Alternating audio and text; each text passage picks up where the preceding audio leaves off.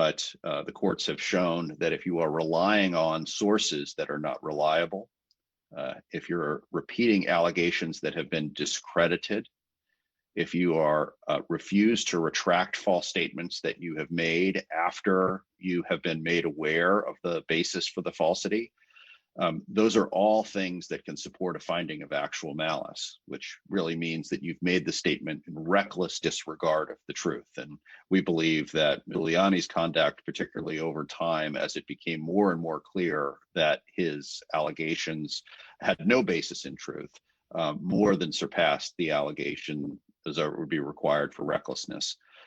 We're also confident that as we get into discovery, we'll discover additional evidence of malice, but we've laid out a substantial set of evidence in the complaint already to work from, and we believe that that's more than enough to satisfy our burden. Kevin Collier. Hi, guys. I'm curious if you can say, I mean, I know today is about the Giuliani lawsuit. Speak to your timeline for additional lawsuits. Any kind of estimate of, next week, later this week? I would say that we are proceeding with all deliberate speed to look at the other players who were involved here. We don't have any specific time frame in mind for additional filing.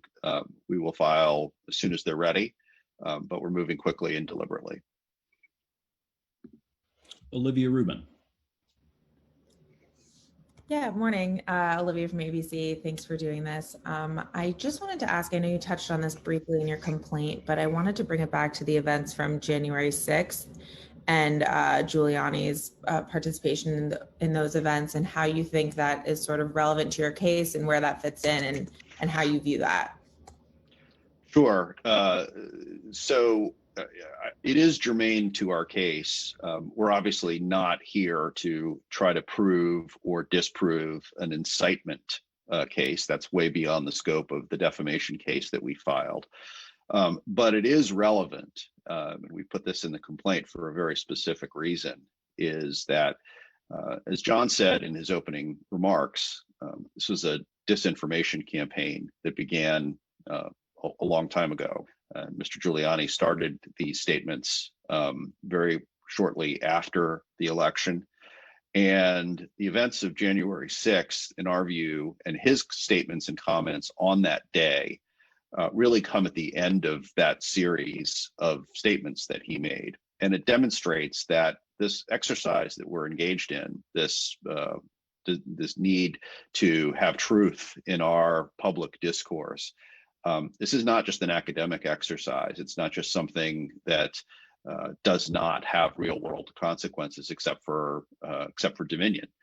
The events of January 6th, in our view, are highly relevant to show that people believed this lie. People believed the statements that were made by Giuliani and by others and that were repeated on the media, and they internalized it. And it created an environment where they were motivated to take action in the real world. And it just shows, in our view, the damage that was caused by the disinformation campaign, the fact that people did in fact believe the lie that was being told and were in fact motivated to act on it. And it's a very real world example of how words, statements, and allegations have consequences. And so while we're not, we don't need to prove or disprove the issue of whether Mr. Giuliani or others incited the violence on that day, we think that day and the actions that we all saw unfold on television come at the end of that series of events and demonstrates the power that words can have. Caitlin?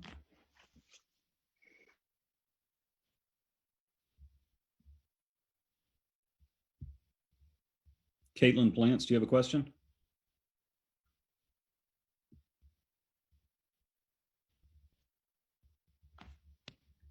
Hi, are you able to hear me? We can Sorry, hear you now. wasn't sure if you heard my question. I'm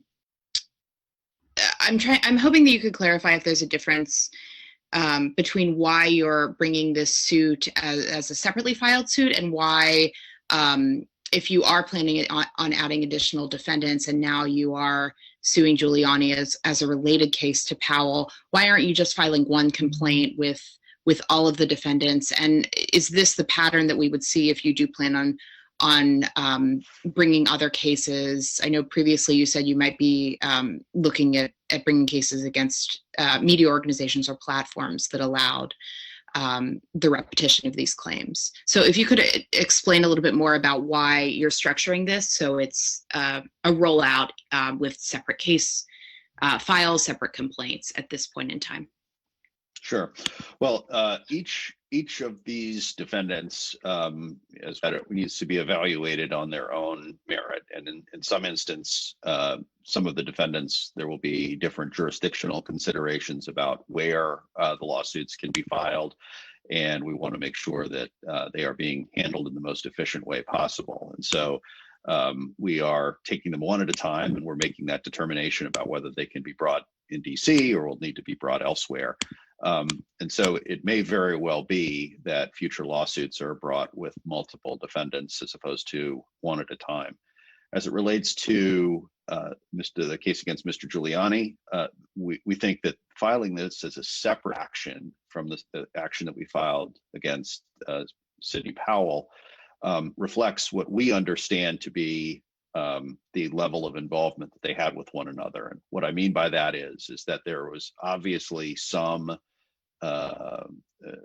overlap in the types of statements that each of them made. There's obviously some overlap in the damage that was caused by each of them. And there were times, although not always, but there were times at which it did appear that they were working in concert with one another. And so we thought it would be appropriate to file this action in the same court against Mr. Giuliani, since some of his same statements were made at the press conference in the District of Columbia and were made here in DC, and to try to coordinate the two actions for purposes of discovery and pretrial proceedings. And then down the road, we'll make a decision once we have a better understanding of the level of cooperation and collaboration between Mr. Giuliani and Ms. Powell, whether or not the cases should be consolidated in some other way. But this gives us the ability to proceed independently against each of them because we think they are each independently liable to Dominion, but also allows to do it in an efficient way for the court system and for Dominion. Brad Heath. Hi, good morning. I was wondering, you guys have put a fairly specific number on damages, and I was wondering if you could speak to any of the basis for that. Are there instances of Dominion having lost work, having lost opportunities to bid on work? I mean, how did you arrive at that figure? Sure. Look, I guess I would say at the outset, it's one of the limitations of our legal system that attempts to try to put a monetary amount on damage that is both economic and non-economic. You're talking about injury to reputation, which unfortunately our system makes us put on a dollar value, and it's the only remedy that our system will give us. And so to some extent, there really is no amount of money that can undo the reputational damage that has been done to the company, even if we could somehow wave a magic wand and cause everybody to retract everything that they've said right now. The information that's out there in the media and on social media and on the internet will live forever and forever brand this company and with these false allegations. The other trick that we have is that the damage is ongoing. It is unfolding literally day by day as Dominion continues to try to weather these false allegations and the millions of people who believed them. And so what we've done in coming up with this very specific number, to answer your question more specifically, is we have looked at a snapshot and made some projections based on information we have available to us today. We've made some projections about the lost profits and lost revenue that we reasonably anticipate, using some conservative assumptions, will flow from these false statements. We projected out the out-of-pocket costs that Dominion has incurred and will continue to have to incur to try to mitigate the harm that these statements have made. and also tried to estimate, based on current projections, the reputational harm that has destroyed the company's brand and goodwill and enterprise value. All of those things will be the subject of expert testimony and lay witness testimony at trial, and will be updated, if you will, to reflect what has happened by the time this case goes to trial. And years down the road, we'll have a much clearer picture. But those are good faith projections that we've made in consultation with Dominion in order to understand what the extent of the harm is, using some conservative assumptions today. Should also note that we're seeking punitive damages, and one of the things about punitive damages is that it's individual to the particular defendant. The purpose of punitive damages, of course, is to punish the defendant and to deter conduct that is alleged in the complaint. And obviously, the amount of punitive damages that would be required to punish each defendant will be different, depending on the jury's assessment of how their conduct contributed to the harm and how deliberate and willful the conduct was, as well as each of their ability to pay, because the punitive damage amount may differ depending on the net worth of the person who's attempting to be punished. And so all of those things go into the mix. We put them in the complaint based on our current estimates, but will certainly be updated as the lawsuit goes forward to reflect real information as Dominion continues to suffer this harm. Andy Kroll. Hey, Tom and John, thanks for doing this and walking us through the suit. Really appreciate it. I had a question about this actual malice standard in a defamation suit that involves conspiracy theorists and conspiracy theories. And you, Tom, you said a little bit earlier, showing that Rudy Giuliani made these false statements and knowing that they were false when he made them. And so I asked both about this case and the Sidney Powell case. How does the possibility of a conspiracy theorist believing something that's patently false to be true factor into how you build a case like this? Rudy Giuliani, you may find in discovery, spells out in an email or a text or whatever that he knew it was false, but maybe Sidney Powell truly believes these things that she has said that you've laid out in the previous complaint. So how does actual malice in this sort of conspiracy theory piece of this play into the strategy here? Sure, it's a great question, and the courts have recognized that in defamation suits where actual malice has to be proven, that it is a rare case indeed. In fact, I'm not sure it's ever happened where the defendant gets up on the witness stand and swears to tell the truth and then says, you're right, you got me. I knew everything I was saying was a lie and I said it anyway.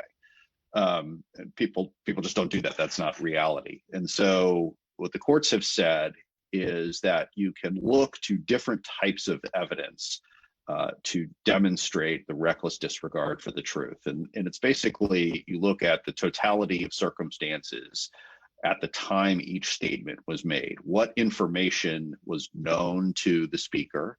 What red flags or yellow flags or caution should have been in the speaker's mind at the time that they made the statement?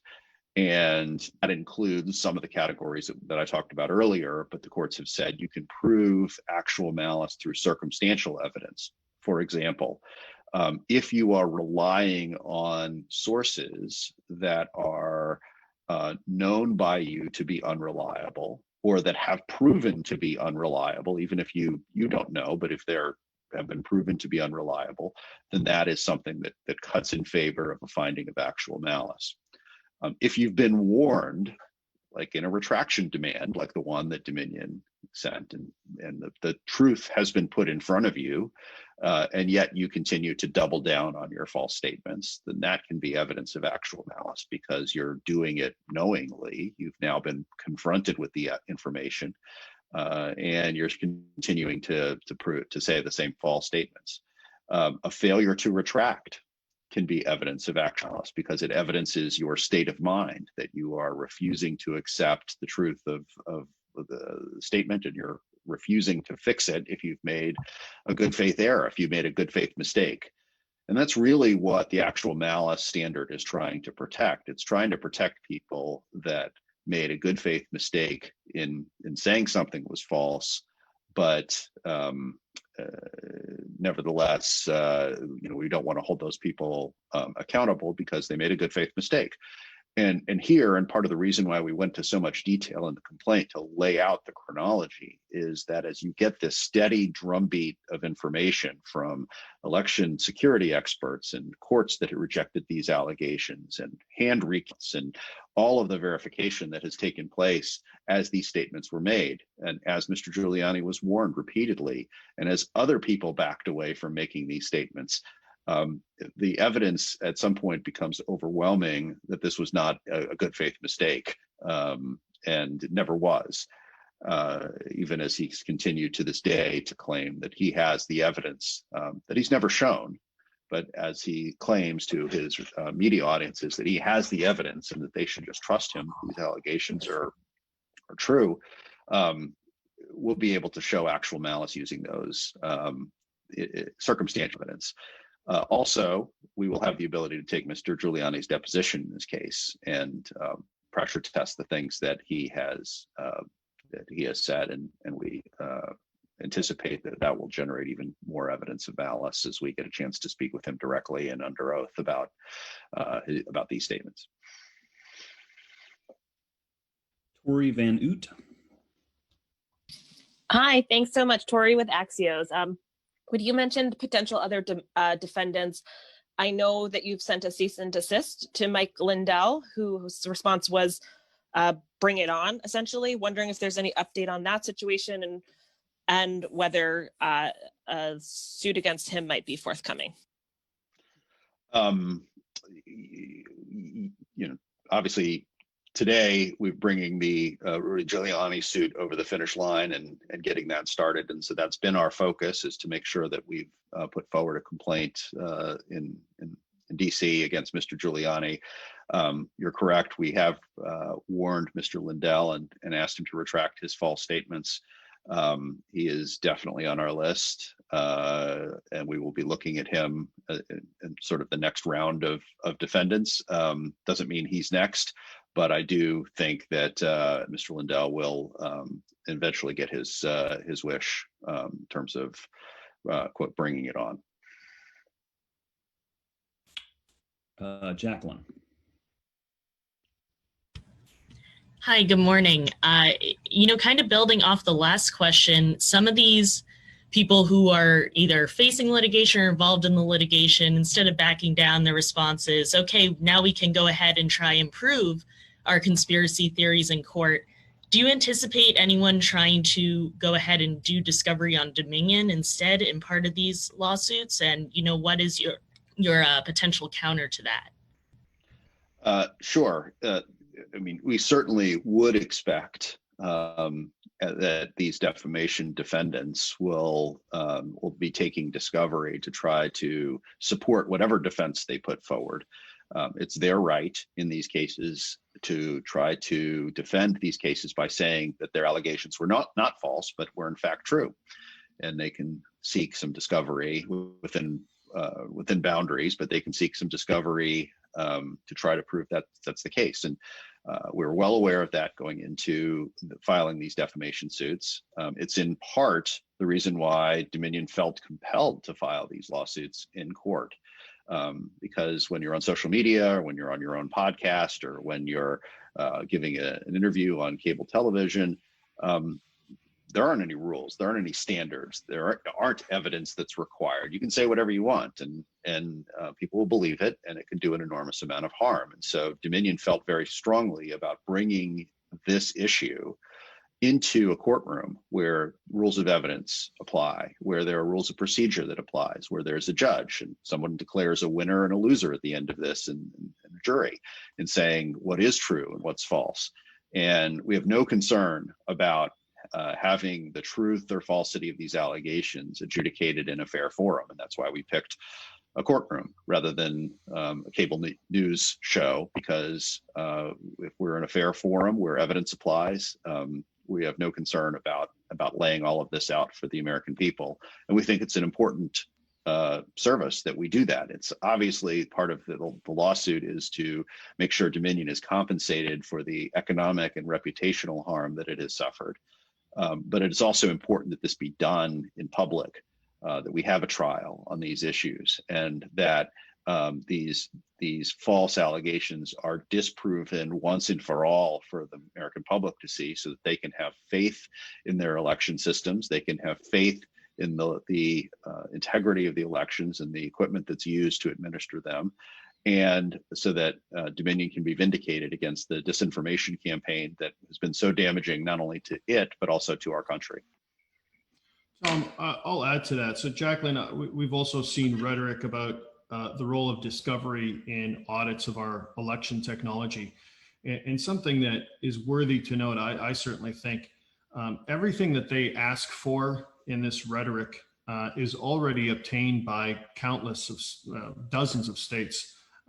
So in particular, federally accredited third-party test labs have all of our source code and every piece of equipment that we have deployed across the country. In addition to the federal level, there's dozens of states that essentially have the exact same thing. They have all of our source code, all pieces of hardware, and user manuals. They are trained on how the system works, and it's these authorities that actually transmit the technology to the end election officials that deployed in an election. So this is a very robust system that already exists, and it's maintained and run at the federal and state level, and in some cases even the local level. The audits that they continually bring up have been done numerous times. Georgia have done audits. We're seeing audits take place across the country, and we frankly support them when they're done by accredited third-party independent labs, as opposed to bad faith actors that are looking to propagate further disinformation about our technology and our company, and frankly, our customers and their process. Tom, did you have another follow-up question? Yeah, if I could. So to be clear, when you talk about the other possibilities out here, is anybody off the hook at this point? Sean Hannity, Lou Dobbs, Maria Bartiromo, Newsmax, OAN, Fox News, Epoch Times, is anybody, Rush Limbaugh, is anybody there clear at this point? Have you said this one's off the hook? Are they all still possibly on the list? No one is off the list at this point. We're looking closely at each of those players and others who have been involved in different ways, and no, we have not ruled anybody out yet. And I'm not sure that, and Tom, just to follow up on that, I'm not sure that we can at this point, even though we're going through and evaluating additional defendants. We are looking forward to getting into discovery in these cases. We get our own discovery in addition to the truth of the statements and the falsity of the statements. One of the issues that we're going to be exploring in discovery is the roles that many of these folks had that were behind the scenes. Unless and until we have an opportunity to understand just how closely those players were working with one another and were working with people that we have elected to bring a lawsuit against, we're just not going to be in a position to rule anybody out.